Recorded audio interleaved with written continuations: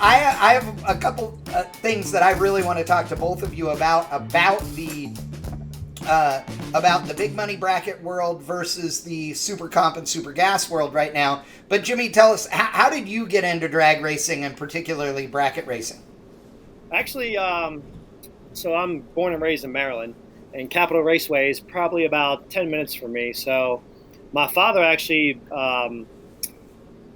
he got a car, and we actually went down there, and it started out as a 14-second car. And, we got the bug and kept going and going and going and going and going. And we raced for years and years and years until finally, I think his car got down to be like a 10-second car. But it was an old car. It's a 37 Chevrolet. It's not your typical race car. Yeah.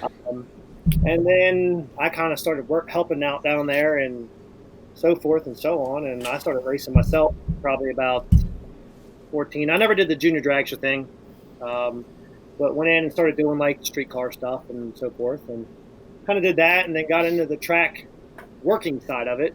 Yep. Up with track prep and stuff like that, and before you know it, here I am.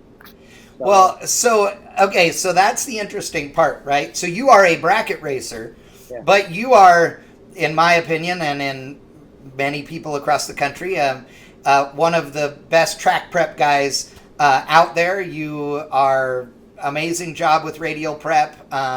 You do a spectacular job. Tyler is a good friend of mine. He thinks incredibly highly of you. Him and I talk all the time. I know. And Lyle Barnett and I are, so tight. He thinks the world of you as well. So you see the events from both sides. The heads up guys tend to sort of think, the bracket car guys, Yeah. Why is that? I don't. And this has always been the funny thing. And to be honest with you, if you want to have my personal opinion, if you want a great driver in your car, find somebody that's been bracket racing for a long time. Jeffrey Barker, prime example. Say no more. The kid is, not a kid anymore, but my age. But the dude is just straight killer on the tree and always been for Top Sportsman and stuff like that. Now he's with Stevie and them, and he gets in their cars and tests and all that, and the dude's just killer. Everything that I've seen that's come from the bracket world of understanding, and this is the big thing, okay? Now you get in a car, I don't say anyone can drive, a bracket guy or a heads-up guy can drive any more or less, because each person has their situations that they have to be in order to drive the car.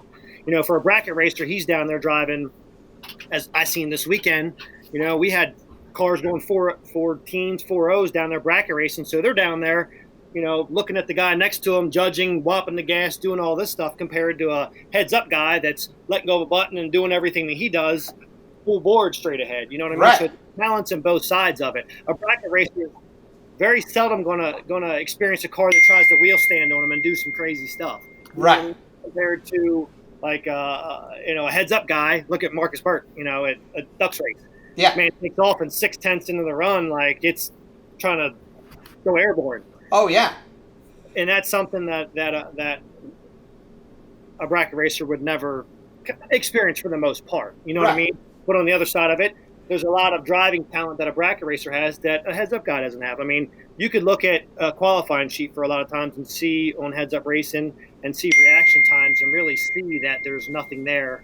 I won't say nothing there, but a bracket guy is really, really sharp when it comes to the trees and stuff like that as far as dude, and look at the guys who have gone to the upper echelons, right, of NHRA drag racing, who are former or still current bracket racers who absolutely tattoo the Christmas tree in a Top Fuel dragster, right? I mean, the truth of the matter is a Top Fuel car, dude, any reaction time that is under a 50 light is epic, right? I mean, yeah, 80 is like, an 80 light is like the standard, right? Yeah.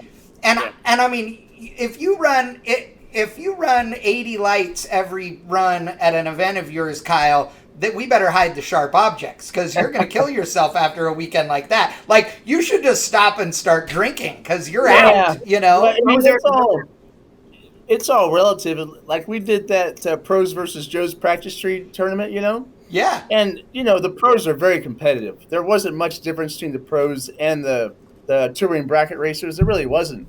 But it's just, a top fuel car, I think 040, 050 is pretty much the best light you're going to get for the average human being that stayed shallow. Whereas bracket racing, you're just fine tuning the delay box to be as close to 000. So, it's a whole different set of circumstances. That's all.